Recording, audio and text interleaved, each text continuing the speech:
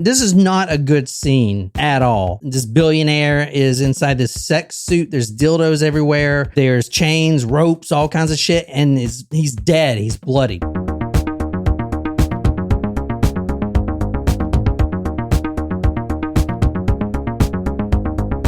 Sons T. Hello, John and Nicole. This is my first time watching you guys live. Well, thank you for joining, Sons T. Sons T. I love the name. Hey, Sable. It's been a while since we've seen you too. Good to see everybody. Good to see everybody. Hey, Liz. Hey, Wolfie. Hey, Amanda. Oh, my gosh. I should put a story together real quick. Actually, Amanda, I do have, if this is the right Amanda, I know that there are a couple Amandas that are Supremos, but for our next story, we have two, I think, short stories. And if you stick around, Amanda, yours will be the second one. I've got Rachel's surprise shot up first. And so I went out and got the ingredients right before this. So we do have a couple new Supremos to welcome. So thank you very much to Daniel and to Shane. Thank you both for joining us as a Patreon member and Taco Supremo. So for those of you who join as Taco Supremos and pay for the full year, you have that option on Patreon. We will throw in a bottle of Jupiter CBD. And so if you like it, certainly you can subscribe again. It definitely benefits John in the podcast specifically. I actually take this every night before I go to bed, a full dropper. And it's really good stuff. Organic CBD, FDA approved, good stuff. And I think like one bottle without the discount is like $80. So if you do the full year Supremo membership and pay for that for a year, like it's definitely worth it because it pretty much pays for the whole thing. So we'll get those shipped out for those who sign up for the year. So I have a very, very exciting. I am pumped for this because I did go to the liquor store. I picked up our ingredients for two special requests that we have for this episode and the next. I love it when we get specific requests. So this one is going to be for Rachel. Alrighty. Nice. All right. Surprise shots. Surprise shots. We don't know what they are because they're a surprise. Cheers. Cheers to you, Rachel.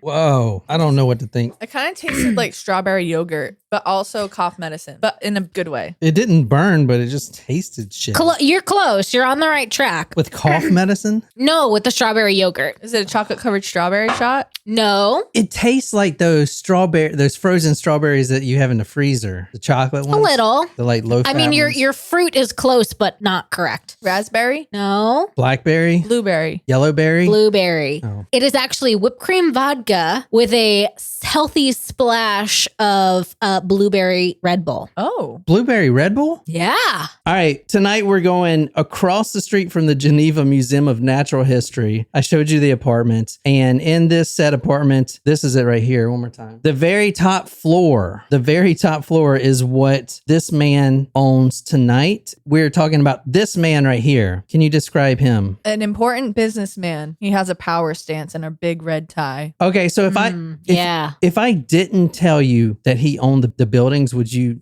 also say that he was an important businessman? Yes. Because he looks wealthy, right? What do you think he does? Stocks and bonds.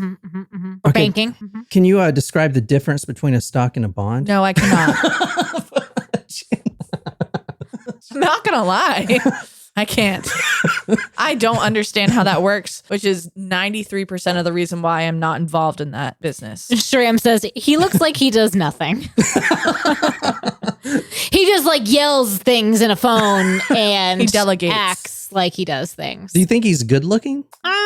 I guess maybe for his age. Maybe if he was younger, but he's not really my type. He doesn't look very happy, so I'm not really like into. Really? Doesn't look happy. Oh, well, that's confusing because I thought money bought happiness. Mm-hmm. Yeah. I guess not. All right, tonight we're talking about Édouard. What? I was going to say Sarah says, hell no. Hell no, what? I think on the attractiveness piece. Oh shit, really? All right. All right. Tonight we're talking about him, Eduardo. I can't say his name. Eduardo. No, it's not Eduardo. It's Edward in America in English. But Edouard. He's French. Edouard. Yeah, there you go. It's E with a tilde over it. Douard. Édouard Stern. Edouard. So good old Eddie. Yeah, Edward. We're going to February 28th, 2005. Now, this man who we're going to get into his background and everything else, he is a French banker and he's extremely successful. He's the 38th richest man in the world, in Switzerland, which I don't know the population of Switzerland, but that's, if I was to take a guess, he is a billionaire, especially in today's standards, but today he would be in the billionaire, I would imagine, right? Yeah, that was 2005. So, I don't know. Maybe not quite. it is a Tuesday morning. It's the morning time. He's at work. He owns the building that he works in. He works in the top floor. The top floor is his office. The whole top floor? Of that building I showed you? The green one? Yeah, the whole top floor is this man's office. Nice. So he owns the building and I'm going to get kind of into what he does, but he's basically a financier. He owns his own firm and they make investments across multiple different vehicles. So he was in stocks and bonds. No. Like a hedge fund manager? Well, maybe so stocks and bonds would be like someone buying off Wall Street. This guy travels to different places, even like in Russia, and he gets these corporations and he basically buys them out or whatever, takes control over them, and then makes his money like that. He builds this huge portfolio. I don't know. I'm just relaying words that I've heard. I'm curious, did the word activist investor come up as his term? No, not activist, but the word shady dealings did come up quite a bit. Yeah. Okay. It's a Tuesday morning. He has some very important business meetings to attend to this day. There are presidents of different banks. He misses at least 2 of these meetings by the time lunchtime comes around. And Tuesday in this office, from what I was reading, his favorite place is a sushi place right across the street. And every Tuesday they order the menu, everything. And this sushi restaurant makes thousands of rolls. I'm making you like super hungry. That would be like my fucking dream. Oh my God. Making sushi? Ordering every sushi roll on a fancy sushi place menu.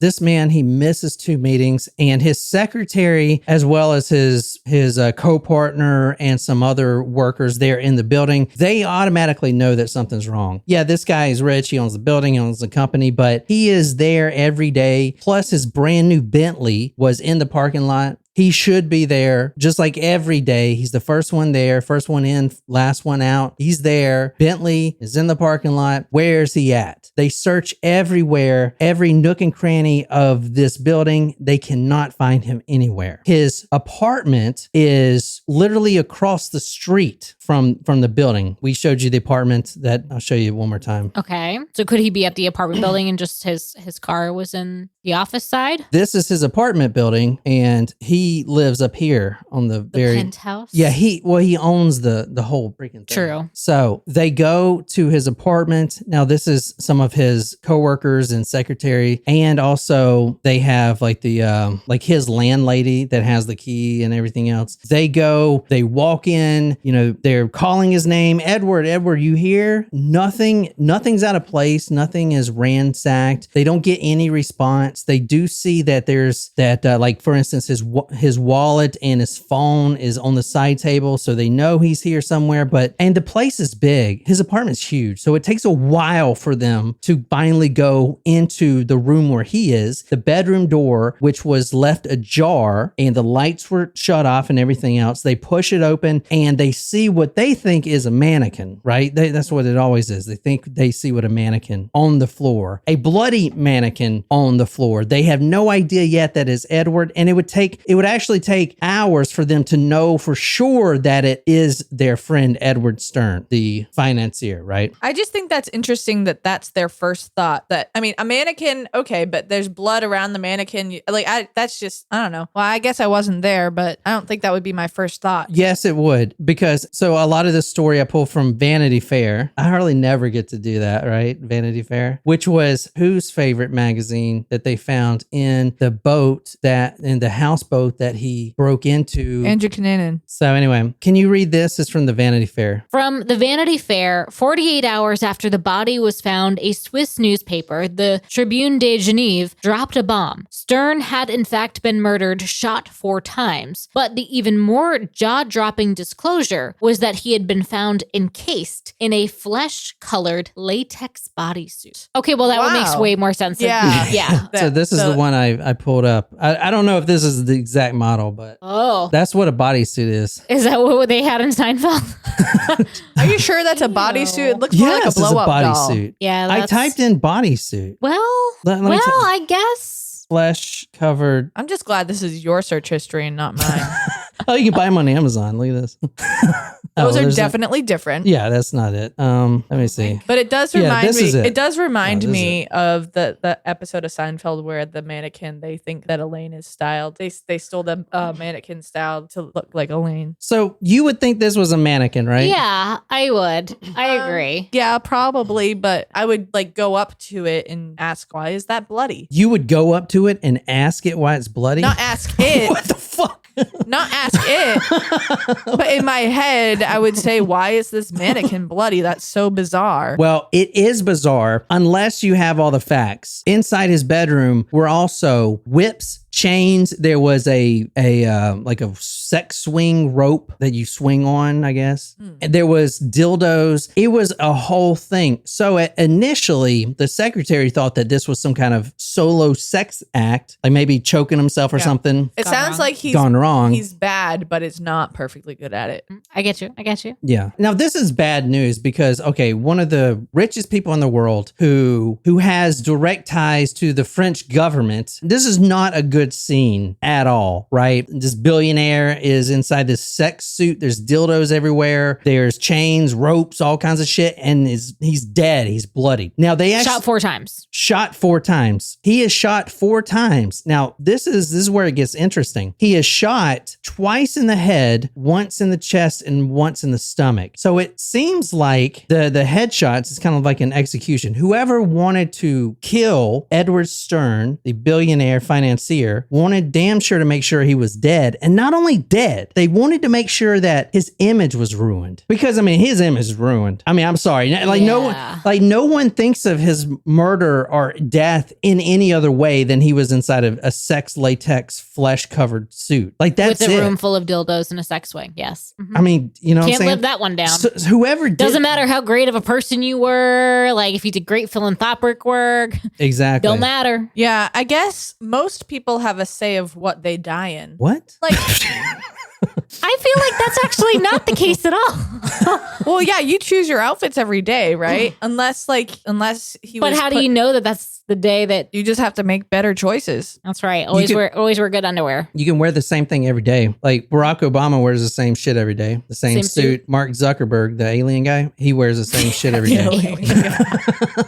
All right. Automatically, this goes into some wild theories. Tell me what some of the theories are. Who wants this guy dead? Scorned lover, someone who he business he fucked with, business associate, enemy turned friend turned enemy, friends with benefits turned friend with murder. This was an elite financier to not only the French government, but several French politicians. In Paris, his death was tantamount to that of a Rockefeller. I don't know any John Rockefeller. Is that his name? I don't fucking know. Are they still around? Wasn't what's his face related to the Rockefellers? The guy that died, that murdered his wife and the other lady that they did the documentary on. That at the end of the documentary, he admitted to killing all the people, but the documentary was about how he didn't kill the people. And his name is escaping me. But once I hear it, I'll be like, yes, that is his name. He was very controversial. He killed 3 people. We haven't done his episode yet. Are you thinking of the fox? No. Hollow? No. No. You thinking of DuPont? No. That's what I was thinking she was thinking of. That's No. it. Yeah. Well, I wouldn't know. listen. What was the thing? What was the details right quick? I probably know. It's not important. It wasn't him. Go on. All right. So let's see who did this. Let me talk about his background real quick, and you can quickly see that he has a lot of enemies. He was a scion of one of France's oldest banking families. In 1998, he actually, not only being an elite member of a banking family, he was also married. He married one of the wealthiest families, married into one of the wealthiest families, the David Wheel families. I don't know. Never heard of him. If you haven't heard of them, you're just as broke as us. No one's heard of these guys. He married in 1998 this woman, Beatrice, the daughter of an investment banking chairman and who works at Sotheby's in Manhattan, has 3 children, and everyone loved Beatrice, his wife. Everyone loved her. Everyone loves Beatrice, not so her husband. On Wall Street, many considered him, there's no way to sugarcoat this, an arrogant prick. So he came from a very wealthy family. He was handed everything when he was born. And in 1976, he finished his business school and he joins a bank, Banque Stern, which his last name is Stern, right? So he joins this bank, which is named after him already. It was his father's bank. 1976. In 1977, he launches a coup and takes over his father's position, basically pushing his own father out of the bank that he started and owned. The bank that's been in the family forever, the Stern family. And within a year, so he starts in 1976 at the age of 22 after business school. And within a year, he stages a coup and basically pushes his father out of his chairman role of the bank, the family bank. This is like Succession. I mean, come on. Have you seen that show? I saw some episodes with you guys. So good. It's fucked up that he did that, and everyone thinks that. In 1984, he sells that bank the bank that's been in the family forever, that he pushes his father out. He takes control over it, and then within 7 years, he sells it to a Lebanese investor. So not only has holy shit, this guy has made some enemies not only with everyone else but with his family. That's where we're starting. Right? So he is at least like a hostile takeover, I would say. Yeah. It's like his bread and butter. Exactly. Now, that is just within his family. We're not going to get into like everything, but since 1998, since that happened, he started, and since he got married to one of the wealthiest, yada yada, he joins his father-in-law's banking firm, the Lazard firm, and the father-in-law hates him, so he kicks him out and basically gives him a $300 million severance package, which he uses that to start his own investment fund, which that's what he was doing right before he was murdered. All right. $300 million severance package. Yeah. He was renowned for shouting down at subordinates. His favorite thing to say to people who were talking to him was call them a, quote, fucking moron. Okay, I'm not feeling so bad about the manner in which he was maybe murdered. He has a lot of people that hate him. And he was in litigation, a very brutal litigation at the time of his murder with a company called Rodea. Now, this is the logo for Rodea right here. It's now called the Solvay Group. Now, this is a chemical company in France. So what he does is he invests, I think it was like $89 to $100 million into this company, and he loses it overnight. The investment went sour. This is right before his murder. The investment goes sour. He loses all that money. Now, Rodea is actually like a subsidiary of the French government. They own the company that produces these chemicals. The French government does. So he is that's weird. He is basically suing the French government at this point. Okay. For $100 million right before he gets murdered. All right. So he's got enemies in very high places. Exactly. And friends in low places. Yeah. Not only that, he was also making some very shady deals in Russia, some shady investments that had went sour as well. And he was trying to take all these Russians to litigation. And a lot of... Oh boy, you do not want the oligarchs against you over there. Like other than China, who is an ally with Russia, right? Like, Well, so I looked up some of the... Cuba? Cuba? China. Yeah, she said aside aside from Other China. than China. I mean, who else do you need? You got the biggest fucking. You got damn. No, I think North Korea would be North Korea. friendly. Oh, also Syria. All those. Syria, Iran. Yeah, all those countries. Not only he wasn't making Everybody that loves us. All our friends are friends with Russia. He wasn't making deals with the Russian government. He was making deals with the Russian mafia. So this guy, and this is basically a not a stock image. I mean, he's a real mafia guy, but I thought that was a pretty badass picture. I think you need to get a shot like that. I think, like, can you imagine him just going like that with his ring against your face? Do you want me to cover this guy? He's supposedly like. Nope, I actually don't want you to cover this guy. Apparently, like, this is the most brutal Russian mafia guy ever or something. Let's not. I don't know. William Cohen, a Lazard firm banker and colleague, said, look, a lot of people didn't like this guy. Some feel at a visceral level, I'm not going to shed tears for this guy. But when you get past that, it's just pretty damn shocking. I mean, people just don't know what to think. Now, the Swiss government actually allowed him to carry a gun, which I guess you can't carry guns unless you have like a real reason in Switzerland. Mm-hmm. So a judge actually issued him a permit to carry a permit while he was going through this litigation with the France's government, literally. Was he shot by his own gun? Yes, he was. Yeah, he was shot by his own gun. Good guess. Thank you. If it was so hard to get, now the person who murdered him would have had to have known that he had that weapon. He could have been braggy about it, knowing his personality. No, he was a very private person. Okay. So no one would know. So you're saying like the judge leaked it or something? Maybe. Could have leaked it to like a government official of sorts, or it would have been somebody close personally. So if it's like the Russian mafia, would they use his gun? So I'm thinking certain people would make it easy to bring a gun across the border or to like get that. But how would the Russian mafia know that because if he was murdered with his own gun, how would they have known he had a gun? You know what I mean? I mean, I guess. I don't know. Unless somebody was like a Russian spy or something. I don't know. Jeffrey Keel, the president of the former Republic New York Corporation, said, Édouard shared his fears with me, and there was one particular matter that had him on the edge of his chair. I don't mean to be dramatic, but this was something that was costing people their lives. It's a matter where everyone that touches it has to be careful, even you. Mind you, Édouard was not a guy who is easily frightened, but this is pretty sinister. He's a very private person, so he never admitted even to his chairman and to his secretary and everything else why he's carrying a gun at all. But people that he works with, they see that he's investing in these companies and stuff like that and going into litigation after litigation and they know that he's scared, you know what I'm saying? But he never gets like a bodyguard or anything, which he should have. I would have if I'm that rich, Shram's theory is the sushi guy got tired of making all those damn orders. That's funny. Or Wolfie's guess. I'm sorry. Did I say Shram? I'm sorry. Yeah. No, that's funny. Bringing up the article, the Vanity Fair article, they said that he ate, I think it was like, here, let me show you. This is crazy. This is what his co-partner Keel said, quote, the single most distinctive and unusual characteristic of Edwards was how much sushi he ate. Quote, he could eat 50 or 70 pieces of sushi at one sitting. I'm not kidding. We took turns paying the bill, usually $300 to $400. Damn. 70 pieces of sushi? Is that a lot? Yeah. So a sushi roll comes in like 12. I think 8. 8. Damn, that is a lot. Holy shit. Yeah. Yeah, so Shram, that's a pretty good guess. Now, about the gun, Jeffrey Keel says, quote, Edward was carrying a concealed gun, a pistol, although I never saw it. The judge warned him that he was entering more dangerous territory than you know, end quote.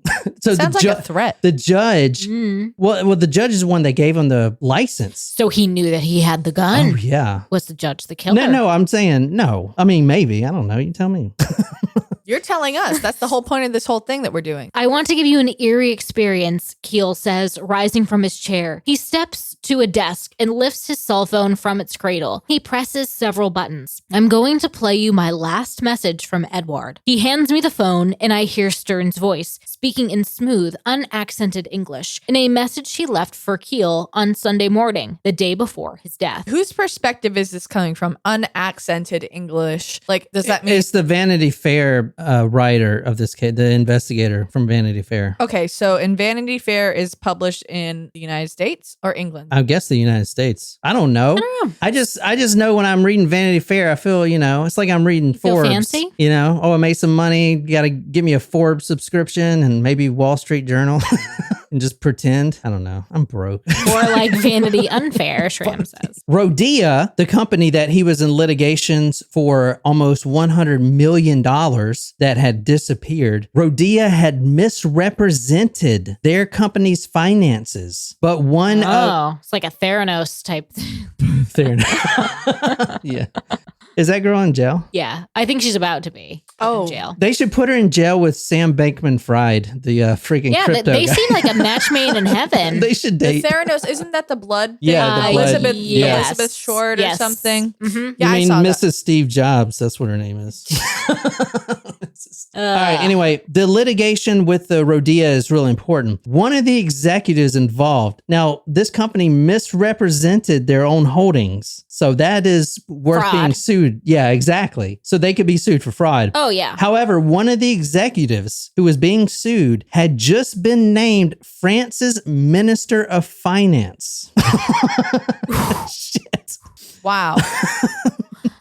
Wow is right. All right. So what do you guys think before I completely turn this thing over? I don't know what to think anymore. Well, to me, it does feel like a cover up of sorts, like government, involvement. The judge could have very easily leaked, or someone handling the paperwork for that. Yeah. All right. Going back to the apartment, the body found, which obviously there's no photos. I mean, the 38th richest person, like, dude, there's not going to be fucking photos. And this case was very hush hush. So there was a lot of speculations. This is where the Russian mafia comes in and all this stuff. But the people who can really solve this case is the people that work with Edward Stern, because he is a very private person. From everything I've seen, he is a complete dick, asshole, everything else, just complete, like, thinks he's better than everyone. He has a lot of enemies, but for someone to shoot him execution style 4 times, twice in the head, that is someone that wants to make sure he's dead. Chest, twice in the head. I wonder if he did the stomach. They did the stomach first so that he would be in a lot of pain. Ooh, that's a good thought. Good before point. Finishing him off. The apartment building, the penthouse that he lived in was locked. Sandy Kaufman, which is his one of his secretaries, initially thought the death was accidental during rough sex. Quote, ropes draped on a bedroom chair, and she thought he fell and hit his head, only to realize later that he was shot. She was the one to be questioned thoroughly for, I think it was like 6 hours. They were interrogating her because she was not only closest to him and managed more than just finances, managed a lot of his personal life as well. But eventually when they asked her, okay, what do you remember the Sunday night before or Saturday or a couple of days before, she had seen someone with Edward. And she's the only person that would, the secretary they were really close.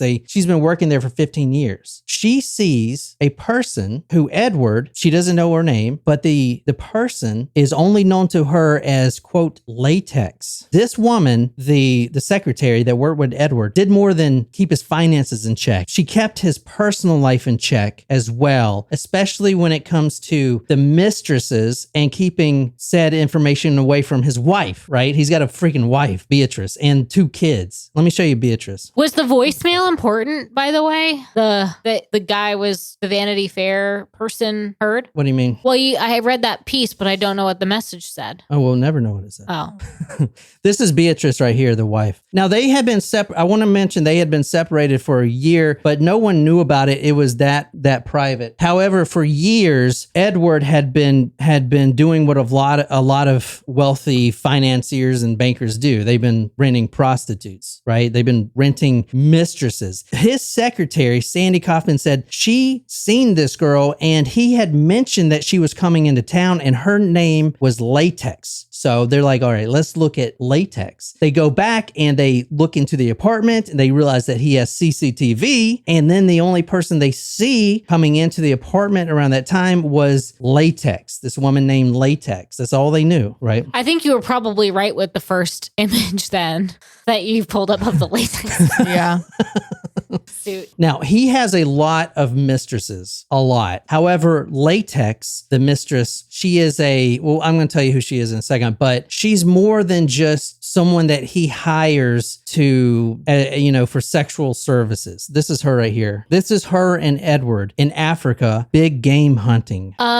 She's probably in her 30s, maybe. I don't know. Let me I just would say this. 40s, but she's had some work done. Maybe that's why they call her Latex. Let me tell you this. Is she not plain looking? She's not wearing makeup. Yeah, I wasn't. It's not what I was expecting. I was expecting like a dominatrix type of a look. But she's got very light brown or blonde hair, and she wasn't wearing makeup in that photo. She has a very big mouth. If you go back, big smile. Yes, big smile. I stand by that. I mean, this is a model photo. Looks like normal, natural. Yeah. Normal. Wouldn't expect anything from her. Yeah. Now, keep in mind when they met, and with a lot of the mistresses he's met, he had a wife who loved him, and it would come out that she knows about this. I mean, he's always traveling. He's traveling to all these different countries. He's gotten mistresses for days, and the wife, which I feel like may be a real thing, probably I wouldn't know. But if you're really wealthy and you travel like that, you have a wife and kids like he did. I feel like the secretary kind of covers all this up for you, and tells the wife one thing, but I also feel like the wife knows, but she doesn't want to admit it, type of thing. You know what I'm saying? Yeah. Like, isn't that what happened with Jeff Bezos? Didn't he have like a girlfriend on the side or some shit? And Bill Gates? Didn't they both go through I know that Bill shit? Gates. I don't know about Jeff Bezos. I don't really know much about him. Yeah. You know who doesn't cheat? Mark Zuckerberg. He's a good guy. He's still married, right? I don't know. You're just saying that because you don't want his reptilian self to get you. That like when he's in the metaverse, nothing comes to attack him. Cecil Broussard was her name, 36 years old. However, her dom name as a professional dominatrix, as the one they know as Latex, you wouldn't think she's a professional dominatrix. Nope. They call her dom name was Alice. She met Stern in 2001, so that was 4 years before. It'll come out some of the letters he's been sending to her and some other. We're going to go into it, but you understand she's the one that did it. And we Correct. got yes. Okay, good. Did anyone ever answer our question last week? Is there another term for dominatrix for males, or is it a gender neutral term? I don't know. I don't think so. Can anyone know on the chat that's here today? Because I remember we talked about that last week. I feel like it's important for me to disclose my genital status, which I do have a penis. Good for you. I feel like that should be on the employment checkbox. That is what I was, expecting as your spouse. The VA asked me the other day what my sexual preference is. I'm like, what the fuck? That's why do they need to know? I'm like, literally, I'm like playing footsie with you, man. Like, I mean, obviously I'm into you, Well, I was like, why do they need to know that shit? Know. It's crazy. I don't know. Anyway.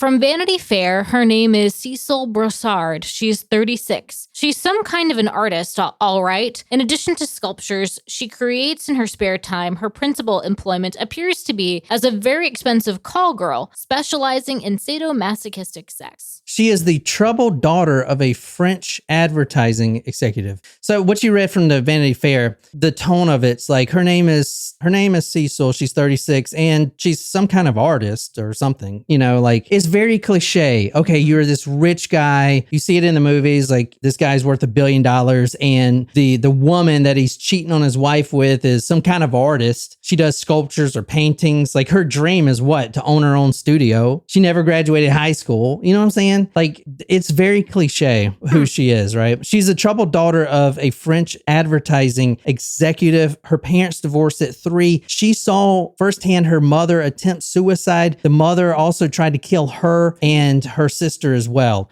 That's a lot of trauma. Yeah. Can you read from the Daily Beast? Broussard's father was the sort of man who left nudie magazines around the house, had sex in front of his children, and molested Broussard. An uncle also raped Broussard when she was a teenager and was never held responsible. Jesus. Okay, so we know that she did this. She shot him 4 times. They were in love. Can you kind of take a guess why she did this? They knew each other for 4 years. He's been paying her for sex. Was she upset that it was never going to be anything more? Like that she was never going to not not be just a mistress. Or maybe he assaulted her. Is there something that a guy in his position, being a total dick, would say to really upset someone? You're just a whore. All right. At 17 years old, she was in and out of psych hospitals. She never graduated high school, low-level jobs, waitresses, clerks, few modeling gigs. According to her father, she has been 10 years a prostitute and a professional dominatrix by the time she met Edward. Her hobbies included sculpting odd and erotic nudes, and she dreamed of owning her own studio, which by that I put cliche because that's what you see in all the movies, right? Anyway. Wolfie has a good guess, I think. I was thinking, did he try to leave or did she try to leave him? Like one of them would let the other. Yeah, maybe. He had hired her, and this is also cliche. He had hired her to, quote, decorate his apartment. You know what I'm saying? Mm-hmm. Now, the time, he's got a wife during all of this stuff, right? So she is in and out, in and out. She actually doesn't even live there. She lives in France. So she comes back to Switzerland. She flies in and flies out type of thing, and he's obviously paying for it. Yep. She went by Alice as a leather dominatrix. Her secretary, the one that knew her by the name Slaytex, said the following, quote, "She was a lovely woman, pleasant, not beautiful, very plain looking, I thought. Just a run-of-the-mill basic woman." And that's kind of a burn right there. Stern, being the asshole that everyone knows he is, would humiliate her in front of his friends, his executive friends, all of his entourage. At least one time I saw that he forced her to have sex with another man in front of everyone in the room while she wept. That's what the paper said. She wept while she was forced to have sex. In a letter, this is what a letter that Stern wrote her in 2004. "It is mad how much you love me," Stern wrote in a 2004 letter. "I love you hopelessly. Or maybe it is the other way around. We are so good together. I didn't like your suggestion about having your independence, but it is indispensable. I want to be with you. I want to marry you." The whole time he is trying to get her to marry him.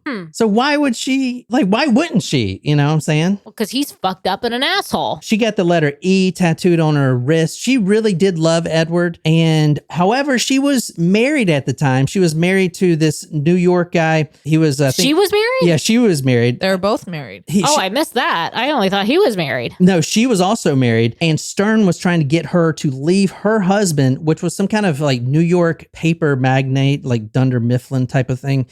And so Magnate isn't what comes to mind with Dunder Mifflin, but that's okay. More like W.B. Mason, but okay. Yeah. Okay, so this comes out after the murder. Stern had opened a bank account for her and placed $1 million for the sole purpose of leaving her husband and starting over with him. He's worth $600 million. I know, but all right, this is the reason she didn't want to come with him. Okay, you've been proposing to me for years, but how do I know that I'm going to leave my husband, come live with you, and then you're going to get tired of me and just kick me out? I mean, you treat me like shit. You rape me. You let other men rape me in front. You know what I'm saying? What happens if I leave my husband, who I have security with, to come live with you, and then you get tired of me? So he's like, okay, I get that. I'll open you a bank account and put $1 million in it. That's financial security, so you don't have to worry about it. If I do that, you still got the $1 million bank account, right? When Stern expressed fears that their whole 4-year relationship was a plot to wean $1 million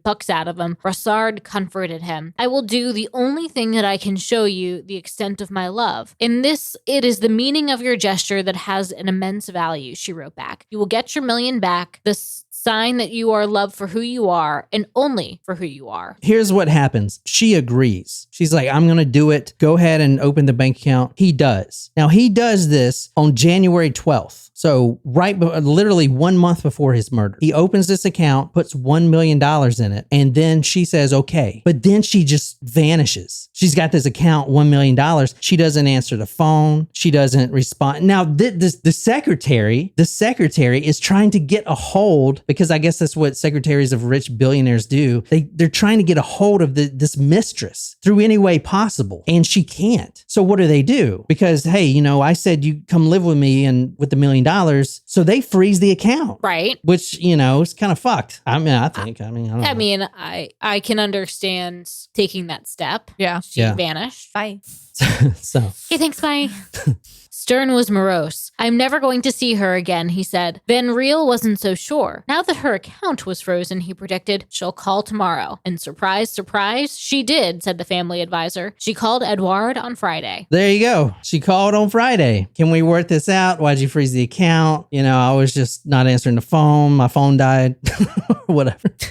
All right. Only 2 people know what happened in that bedroom, Kaufman says, and one is dead. Given his attire, Stern was apparently expecting a sexual rendezvous. I don't think you negotiate financial transactions wearing a latex suit, she says. I wouldn't. She actually is the one that killed him. I know I sent you guys down a little rabbit hole, but that rabbit hole was what everyone else was going down too. Everyone else was speculating. He had a lot of enemies. Yeah, a lot of enemies. So she says that the reason she did it was she was over there that weekend and they were discussing the account being frozen. How do I get this unfrozen? And then he dresses up in the latex. She puts on her black dominatrix suit, gets her whip and everything else. And then she says that he had told her the following thing. He presses a button concealed in the living room furniture and 2 hidden drawers slide open. One contains sex toys for lovemaking sessions. The other holds 4 loaded firearms. Cecile Brassard continues to ask questions, but Stern doesn't answer her. He is elsewhere. He slips into the latex suit that she gave him and begins to lead her on. She plays along. His hands are bound and he's sitting on a pleasure accessory.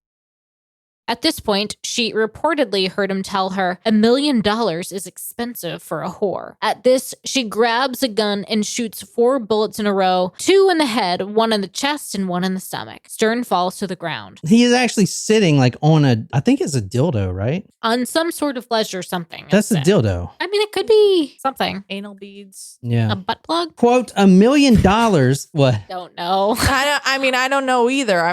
These are things that I think those are supposed to. Sydney agrees, butt plug. Does anybody want me to cover the case of the butt plug bandits? I was going to pair that with today's case, but I didn't. How have you not covered a case that has that in the title yet? I'm flabbergasted. All right. So this is what she says. She puts on this thing. Edward's not responding to the reason why he froze the accounts. And she is getting really upset. And then all of a sudden he says the following quote, $1 million is a lot of money to pay for a whore. And she picks up the gun, which is located right next to the dildos. And she shoots him right in the head, right in the eyeball. First shot hits his head. And then she shoots him 3 more times. The reason she does that is, and let me show you this picture one more time because this will really get you to understand. So this is them in Africa, and the reason they were in Africa is because they were big game hunting. Oh God. What? Oh, that makes me mad. It does make me mad. Another reason why I fucking hate this guy, I'm gonna be honest.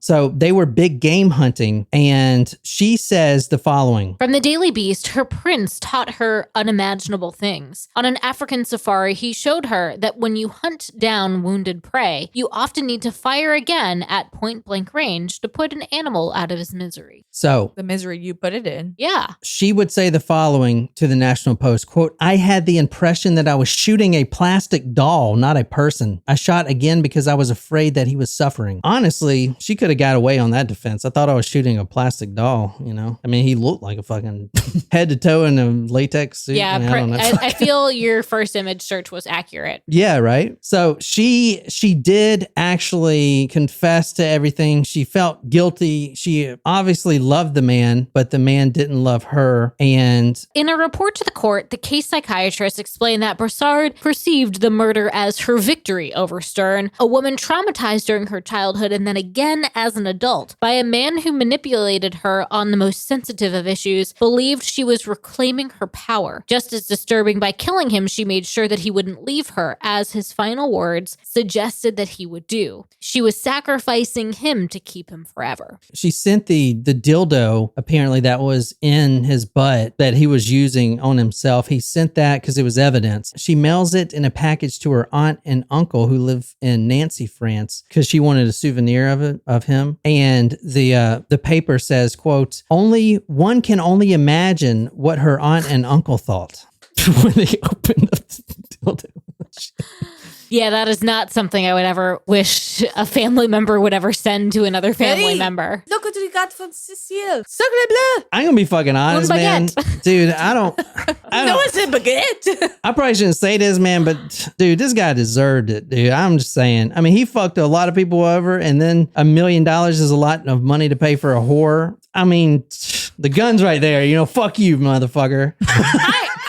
There are times where I'm not very sympathetic. This is one of those times. I mean, what a dickhead. So, holy shit. now what was her sentence? So she actually had a really good defense. She said she wanted to ask for forgiveness, and her defense team argued that Stern was an unscrupulous manipulator and sexual predator who pushed her into committing a crime of passion that should warrant a maximum sentence of 10 years in prison. So she's not in prison forever. I think she is out, honestly. I couldn't be. Yeah. But she did go to prison for a while. Wow.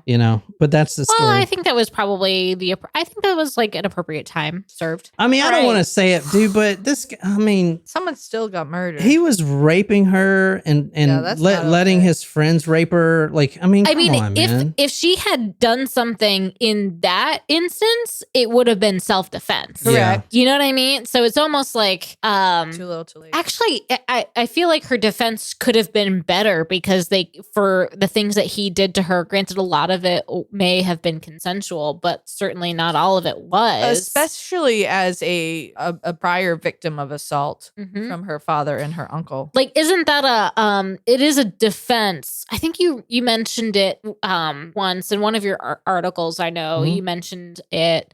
It's not like an instant, it's not like self-defense, but Is crime of passion? no, like a it's trigger like battered Battered woman syndrome. syndrome. And like, if it happens multiple times, that can be an appropriate defense, even if it like something didn't happen in the moment. If you're ever in that situation, you know what I would have said if I was her? I would have said that he was sitting there and that he tried to get up and he said he was going to kill me. So I self-defense. Boom. There you go.